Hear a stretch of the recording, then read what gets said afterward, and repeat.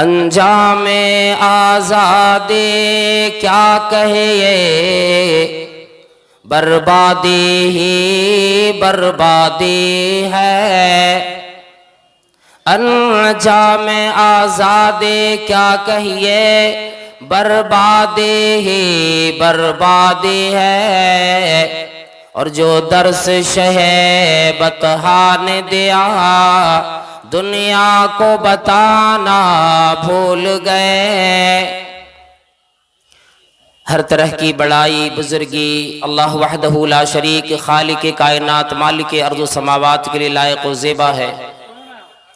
बादहु अनगिनत बेशुमार दरूद व सलाम नाजिल हों अल्लाह रब्बुल आलमीन के मिन जुमला तमाम अंबियाए किराम पर, खुसूसन अल्लाह के आखिरी नबी आखिरी पैगम्बर हज़रत इमामुल अंबिया जनाब अहमद मुजतबा मोहम्मद मुस्तफ़ा सल्लल्लाहु अलैहि वसल्लम पर अल्लाहुम्मा सल्ली व सल्लिम व बारिक अलैहि। स्टेज पर जलवा फरोज मुअज़्ज़ज़ व मुअक्कर उलमाए किराम, सामने कुर्सियों पर बैठे मुअज़्ज़ज़ हाज़रीन, पर्दे की आड़ में बैठी ख़वातीन माएँ बहनें, जो आयत करीमा मैंने पढ़ी, बड़ा दर्द होता है दिल में, बड़ी तकलीफ होती है उस वक़्त जब आदमी ये कहता है मैं मुसलमान हूं, फिर मुसलमानों वाला अपना काम नहीं होता। जब ये कहता है मैं कुरान और अहादीस का मानने वाला हूं, मैं खैर ख़्वाह हूं, मैं भलाई करने वाला हूं, मैं उम्मत वस्त हूं, जिसके बारे में परवरदिगारे आलम ने फरमाया कुंतुम खैरा उम्मतिन, तुम एक बेहतरीन उम्मत हो, वो उम्मत। और फिर जब इसी उम्मत से एक उम्मत को तकलीफ होती है, किसी को जिक्र दी जाती, किसी पर जुल्म किया जाता है कि ये दर्द, ये दिल कराहता है दर्द से। और एक दर्द तो वो होता जो जाहिरी जख्म लगता उसकी वजह से दर्द होता है, और ये दर्द ऐसा दर्द है कि दिखाए नहीं दिखता। और हर एक को इसी नहज पे आना होता है, जिसके बारे में नबी अलैहिस्सलातु वस्सलाम ने क्या फरमाया, अल मुस्लिम मन सलिम अल मुस्लिमून मिन लिसानी व यदी। मुसलमान तो वो होता है जिससे कोई और मुसलमान सलामती के साथ रहे, अमन से रहे, हाथ से भी तकलीफ न दे, जबान से भी तकलीफ न दे। आज हम और आप जरा उस राह में चलेंगे जिस राह की तरफ चलने पर हमें और आपको बड़ी कराहने वाले लोग मिलेंगे, बड़ी परेशान हाल लोग मिलेंगे। और इंसानों में जिसे परवरदिगार आलम ने औलाद अता फरमा दी, उस नहज पर जरूर आदमी पहुंच जाता है। फिर आदमी ही आदमी को जिग पहुंचाने वाला, तकलीफ देने वाला, भिखमंगी बनाने वाला, यही हम आप होते हैं। अल्लाह रब्बुल आलमीन ने ऐलान फरमाया वअन्किहुल अयाम मिनकुम वस्सालिहीन मिन इबादिकुम। ऐ लोगों, तुम अपने बांदियों के, अपने नेक लोगों के, गुलामों के निकाह करो। व इमाइकुम, अपने मातहतों के, अपने गुलामों के, अपने आजाद लड़कियों के निकाह करो। मकसद यूं बतलाया, क्यों वजह आती है, सबब क्या बयान फरमाया परवरदिगार आलम ने, फरमाया यकुनु फुकरा युगनिहिमुल्लाह मिन फज़ली। अगर गरीबी में जिंदगी बसर हो रही होगी, तकलीफों में कट रही होगी, अगर इसी बेनियाजी न मिली होगी, अगर गिनात न मिली होगी, अल्लाह रब्बुल आलमीन अपने फजल से इसी गनी बनाने पे कादिर है। युगनिहिमुल्लाह, अल्लाह रब्बुल आलमीन ने फरमाया दुनिया के लोगों, अल्लाह उसी गनी बना देगा। अल्लाह भी नियाज करेगा, अल्लाह बरकतें देगा, रूहानी सुकून भी देगा, जिस्मानी सुकून भी देगा, असबाब वसाइल भी परवरदिगार आलम उसके लिए पैदा फरमाएगा। फमा वल्लाहु वासिउन अलीम। ये न सोचो अल्लाह के खजाने में कोई कमी आएगी, अल्लाह की नेमत में कमी आएगी, कितने बंदों को नवाजेगा। अल्लाह रब्बुल आलमीन ने फरमाया बेशक परवरदिगार आलम बड़ा वसी देने वाला है, बड़ा जानने वाला, इल्म रखने वाला है, सब चीज का पता परवरदिगार आलम को पहले से लगा बैठा है। फरमाया मदनी करीम सल्लल्लाहु ताला अलैहि वसल्लम ने ओ लोगों और ईमान वालों और मुसलमानों, आज हमने जिसी जहमत गवारा करते हैं, जिसे अब हमने आपने जहमत का जरिया बना लिया। फरमाया मदनी करीम सल्लल्लाहु अलैहि वसल्लम ने अरबउम मिन सादा, चार नेमत ऐसी मिलती जो नेक बंदा हुआ करता है, बड़ी सादतमंद बंदा होता है, बड़ा अच्छा बंदा होता है, बड़ा खुशनसीब बंदा होता है। चार चीजें उस बंदे को बड़ी आसानी के साथ परवरदिगार आलम दुनिया में अता फरमाता है।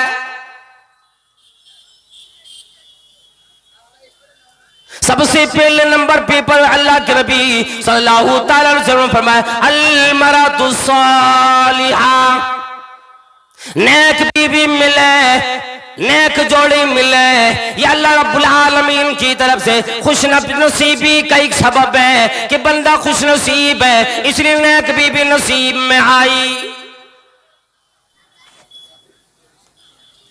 ये अल्लाह रब्बुल आलमीन की नेमत अज़मा में से, बड़ी नेमतों में से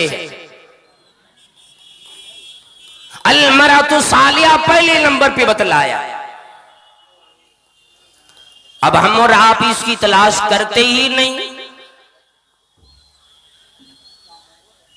नेक तीनत नेक सीरत इसकी तलाश और जुस्तजू हम और आप नहीं करते, इसलिए आज हमारी औलाद बिगड़ी, इसलिए आज हमारी औलाद हमारी बातें नहीं मानती, इसलिए आज हमारी औलाद बिरा रवि की शिकार बनी बैठी है। अब्दुल्लाह बिन मुबारक रहमतुल्लाह अलैह जो एक बड़ा मुहद्दिस गुजरे हैं, उनके वालिद मोहतरम ने जब निकाह करने का वक्त उनका करीब आया, एक आदमी के बाग में काम किया करते थे।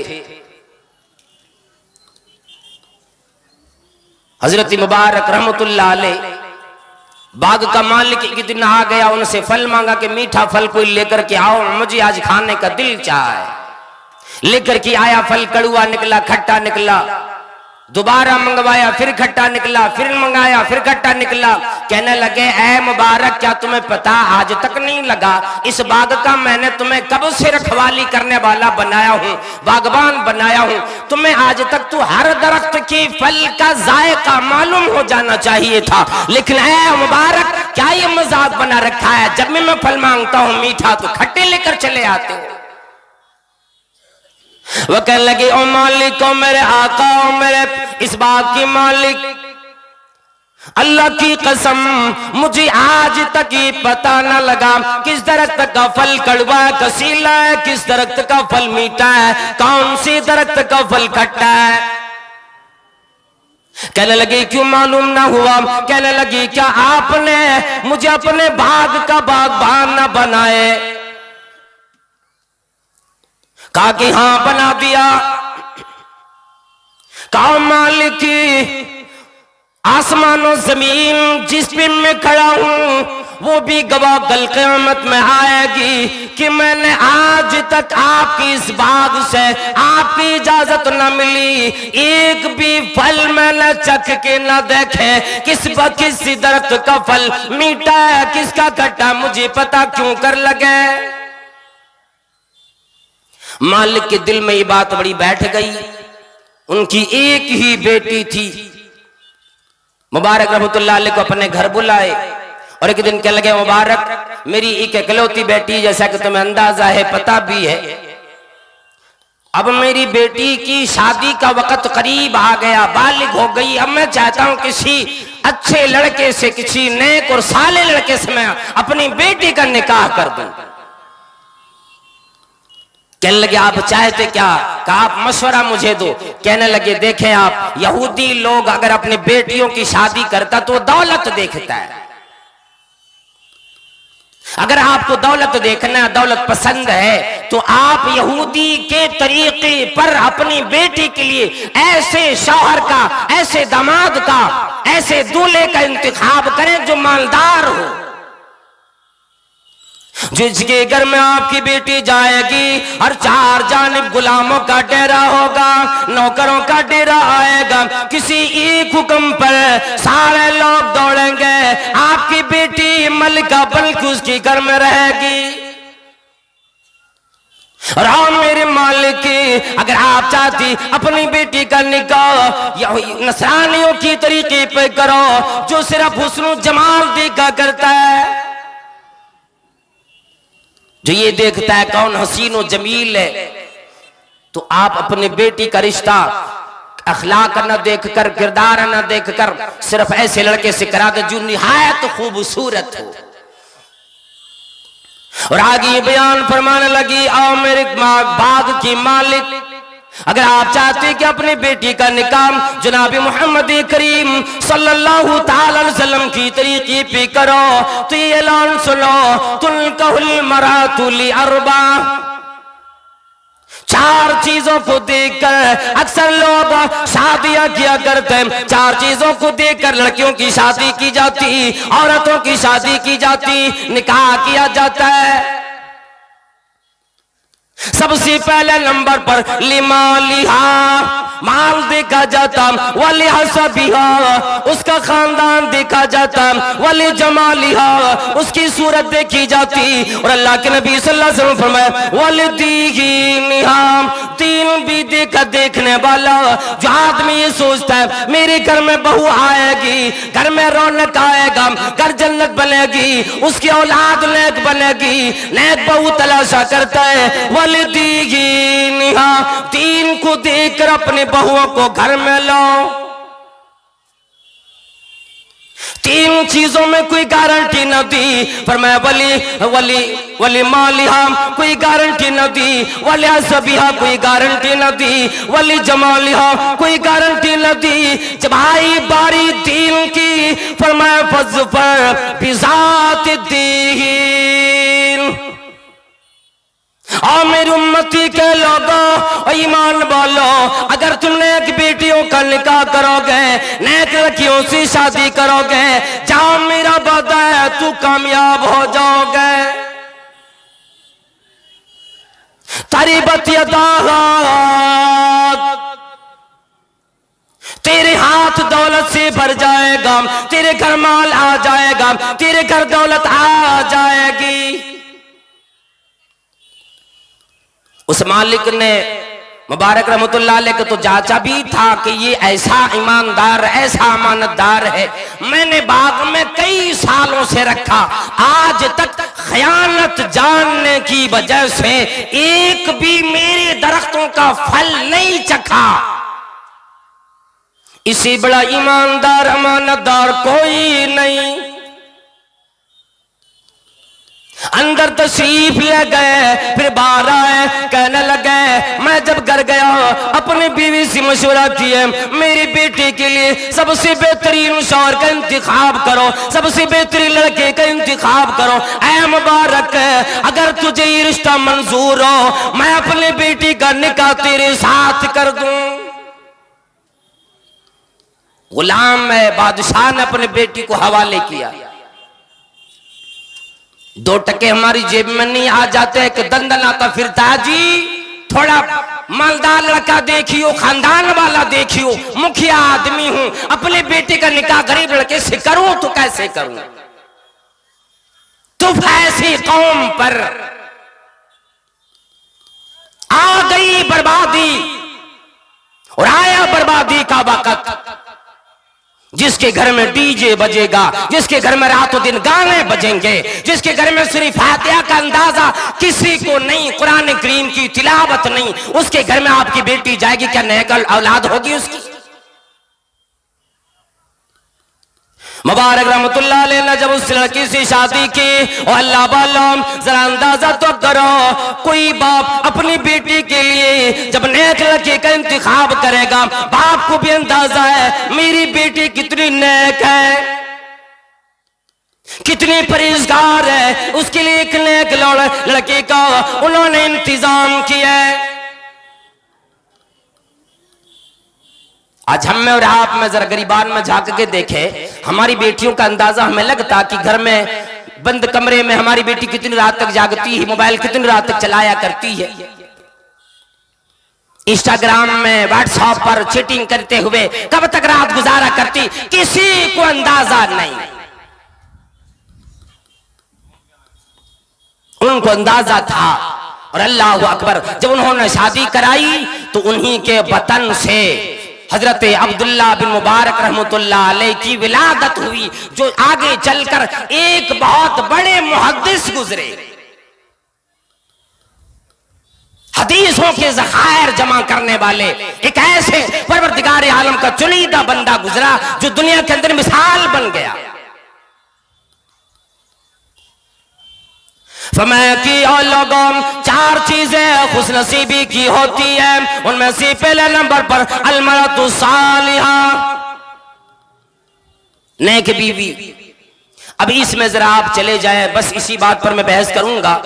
आप अंदाजा लगा लें, हमने और आपने जब हमारी बेटियों की शादी का वक्त आता है, फिर जिसके पास, जिस बाप के पास उतनी रकम नहीं होती कि भिखमंगों का मुंह भर सके, तो फिर वो करता क्या है, घर से साइकिल उठाए, सुबह हुई, क्या नाश्ता क्या चाय, किसी चीज की होश नहीं रहती, और चले धूप में, बारिश में। और कल जुमे का दिन है, अंदाजा लगाओ, कोई न कोई मस्जिद की दरवाजे पे आकर इमाम साहब को कहता है, और इमाम साहब मेरे लिए ऐलान कर दीजिए, और सदर जी और सेक्रेटरी साहब मेरे लिए ऐलान कर दीजिए, मेरी बेटी की तरफ से मैं आया हूँ, आप ये ऐलान कर देना, एक बेटी का बाप आया है, एक फकीर दरवाजे पे बैठा है, और जाने वाले लोगों और जमादा करने वाले लोगों, दरवाजे से जब गुजरोगे वो भी मुसलमान बनता है, दरवाजे पे जाते हुए अपनी जेब से जो भी रकम दे सको, दरवाजे पे बैठे फकीर की मदद करते चले जाओ। कागज बनवा के ले जाता, हमारे गांव के सदर साहब ने कागज बना दिया, वाकई ये आदमी मुफलिस है। हालांकि निकाह इतना आसान है, इतना आसान है। नबी अलैहिस्सलाम ने फरमाया, निकाह में लड़की की तरफ से कोई खर्च नहीं, अगर कोई खर्च है तो वो लड़के की तरफ से। पहला खर्च तो ये कि वो लड़का अपनी होने वाली बीवी को महर दे, रकम दे दे, कोई जायदाद दे दे, कोई किस्म की चीज उसे देकर मना ले, वो महर दे दे। और दूसरा खर्च, जब शादी निकाह हो जाए, अकद हो जाए, फिर वो आदमी वलीमा करे, और ये दोनों खर्च लड़के की तरफ से होता है। अब अंदाजा लगा, आज की बहू में जब हमारे घर आती है, सास की जुबान पे शिकायत आ जाती, मेरी बहू मेरी बात नहीं मानती, वजह कोई तलाश करने को तैयार नहीं। जब एक बाप फकीर की तरह दर दर की ठोकर खाता है, दूसरों के दरवाजे पे दस्तक देता है, और लोगों, आए मुसलमान के घराने वालों, मैं भी एक मुसलमान हूँ, मेरी मदद करो, मैंने अपनी बेटी का रिश्ता तय किया, फला लड़का का के साथ, फला नाम है, फला खानदान का है, फला गांव से बारात आने वाली है। अल्लाह अकबर। हमारे एक बड़े बेहतरीन साथी, बड़े करीब के साथी शेख अनवर मदनी हफिज़हुल्लाह व तवल्ला फरमाने लगे, कहने लगे कि मौलाना, जब मैं पढ़ रहा था बौंडीहार के अंदर, वहां पर मेरी बारी लगी थी, मैं बस्ती में किसी के यहाँ खाना खाने के लिए जाता था और उधर की एक आदत होती है, मदरसे में पढ़ रहे हो तो बच्चे को कह देता है कि मौलाना साल भर बच्चे को मैं 3 वक्त का खाना दूंगा। आज हमारे यहाँ भी पढ़ाई होती है, ऐसे कोई तैयार नहीं, इल्ला माशाअल्लाह। अगर सारे लोग तैयार हो जाए मोहल्ले के, अल्लाह की कसम हमारे घरों में बरकतों की बरखा आएगी। वो कहने लगे मैं निकला, 1 बजने को था और उस वक्त मैं अपने खाने के लिए जा रहा था। मैं देखा रास्ते में एक आदमी आ रहा है, साइकिल से आ रहा है, पैदल आ रहा है, साइकिल है लेकिन सवार नहीं, साइकिल पर पैदल चला आ रहा है। वह आदमी इतना मुझे देखकर नहीं मालूम हुआ, इतना कमजोर लगा, मेरे सामने आया, मैंने सलाम किया है। वह आदमी जरा उम्र दराज आदमी था। मैं अभी बच्चा पढ़ने के लिए अपने घर से गया, दूर गया हुआ था। वह आदमी मेरे सामने खड़ा हो गया, अपना पसीने पोंछने लगा, बड़ा परेशान हाल दिखता था। और उस वक्त में कहा बेटा घर कहां है? तो कहा कि मेरा घर झारखंड में है। कहा पढ़ने के लिए आए हो? कहा हाँ पढ़ने आया हूं। फिर अपने रुदाद खुद से बताने लगे। ये नहीं कि पूछेगा कि बाबा जी आप किधर जा रहे हैं, क्या मुसीबत है, साइकिल पर सवार आप क्यों नहीं होते? कल के बेटा मेरी एक बेटी जवान हो गई, अल्लाह अकबर। एक बूढ़ा बाप एक छोटे बच्चे के सामने रो रो कर अपना रुदाद बयान कर रहा है।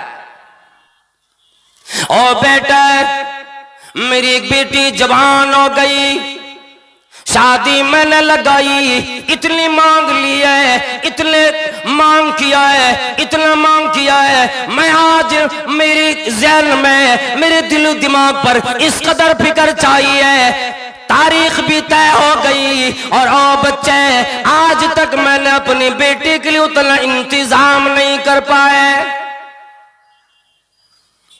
कहा मैं सुबह चला हूं, सुबह नाश्ता नहीं किया, अभी 1 बजने को मेरे पास खाने के लिए कोई चीज नहीं है। बेटा अगर आपके पास कुछ रुपए हो तो दे दो,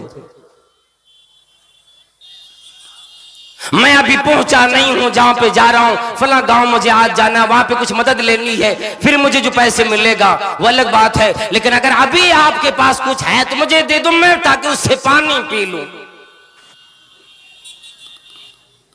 और वो ज़ारो क़तार होता है, वो कहने लगे मेरे पास तो रुपए नहीं थे, लेकिन 3 रुपए मेरी जेब में पड़े, मैंने निकाल के दे दिए।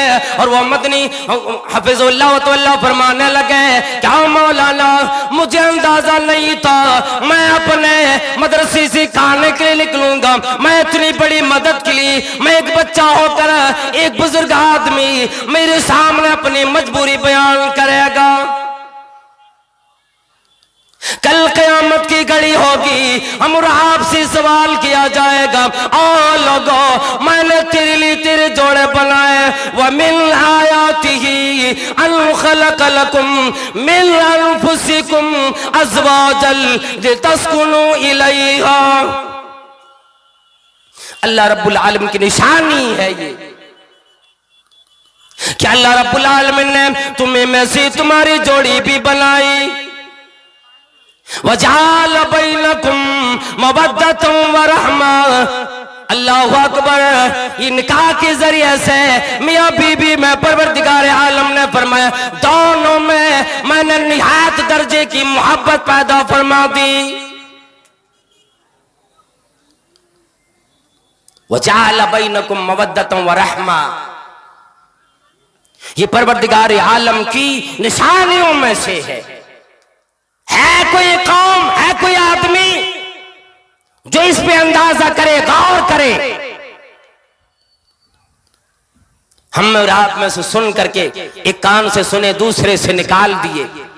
अब वही बाप जो अपने घर जाएगा, शाम में थका हारा परेशान हाल अपने घर जाएगा, जब वो अब्बा दिल भर की कमाई, दिल भर के मांगने के बाद भी अगर 500 रुपए उसके पास आए, मांग 2 लाख रुपए की है, अंदाजा लगाओ उस बाप के लुक में हलक से उतरेंगे, उस बाप को रात में नींद आएगी। जब वो बाप अपने घर जाएगा, बीवी कहेगी आज कुछ हुआ, कुछ जुगाड़ लगा? वो क्या कहेगा, हाँ 500 रुपए हुए और अभी बहुत हमें और भी इंतजाम करना है, कुछ है खाने के लिए दे दो, थकावट लगी। और ये सारी बातें वो बेटी सुन रही होती है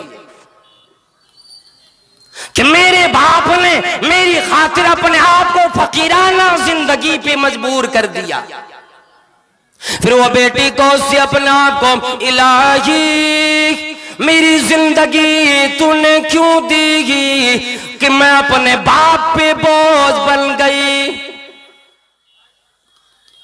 कितना आसान था, कोई लड़का किसी के दरवाजे खटखटाता, और मियां जी मैं सुना हूं आपके घर में एक जवान लड़की है, अगर आपको मैं पसंद हूं अपनी बेटी का निकाह मेरे साथ करा दो। कोई बारात नहीं, कोई मंगनी नहीं, कोई गाने बाने जो हराम चीजें आज हुआ करती, ये कोई शय नहीं।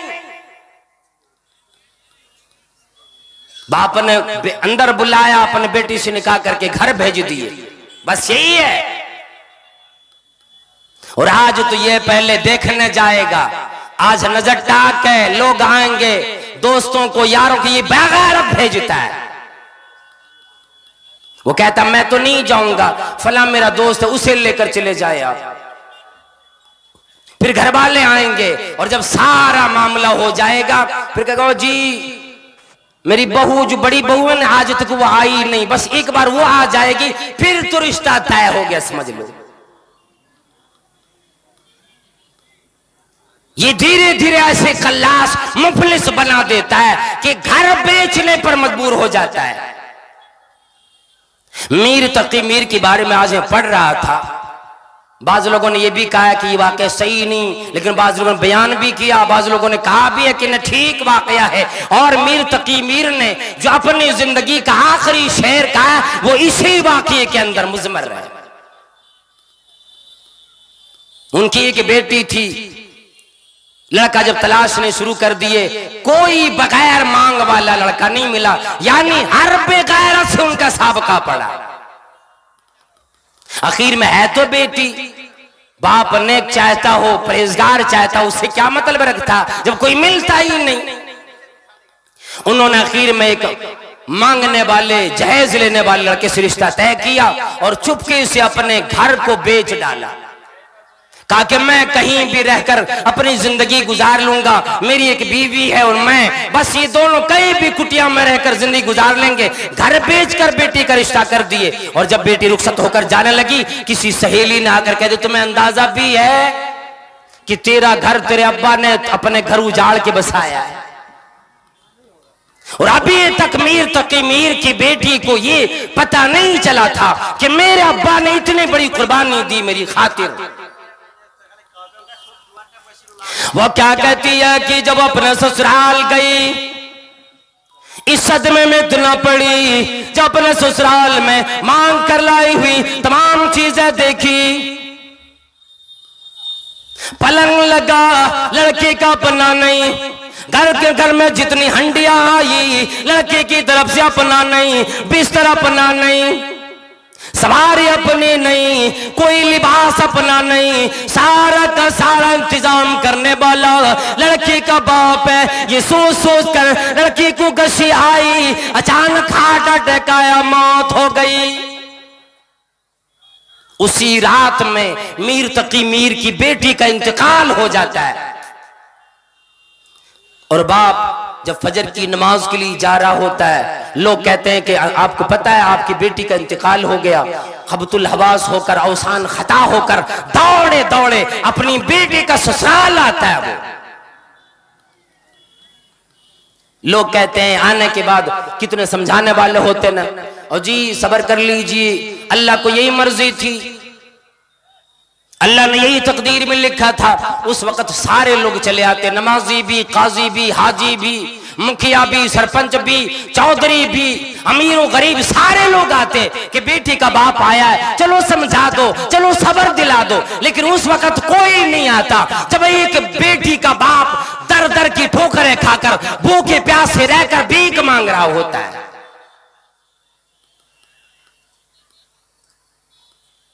जब वो गए, उन्होंने अपने बेटी के चेहरे से कफन हटाया, नाक पे रुई लगे हुए देखे, अपने उस दामाद को बुलाया, कहा कि वो लिस्ट कहां पे है जो सामानों की लिस्ट मैंने दी है। कहा क्या करेंगे आप?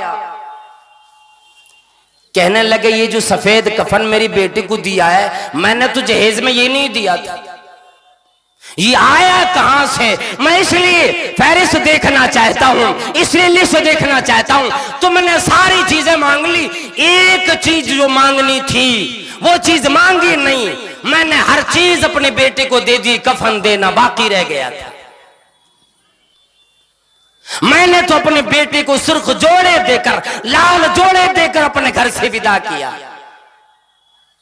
और कहने लगे कि ओ मेरी दामाद जी और मेरे बेटे के ससुराल वालों, आज अपने इस कफन को उतार लो। मेरी बेटे को जो मैंने चादर दी वही चादर उड़ाकर कफन दफन दे दो।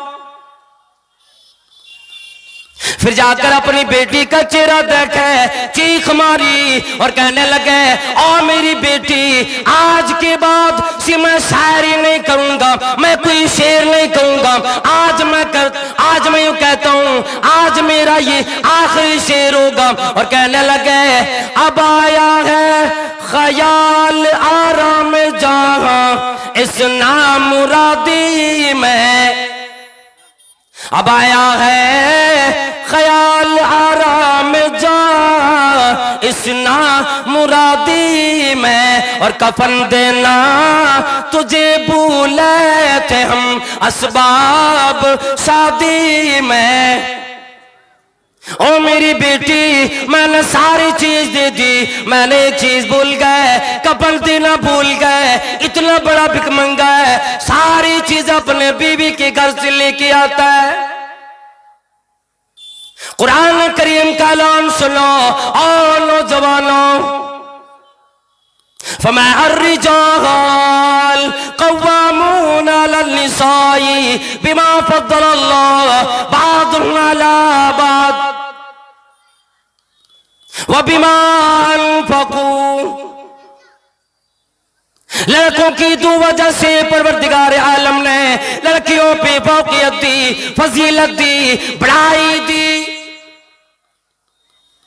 फरमाया एक तो ये कि मर्द के मुकाबले में औरत थोड़ी कमजोर ठहरती है, अकल के एतबार से, दीनदारी के एतबार से, दीन के एतबार से।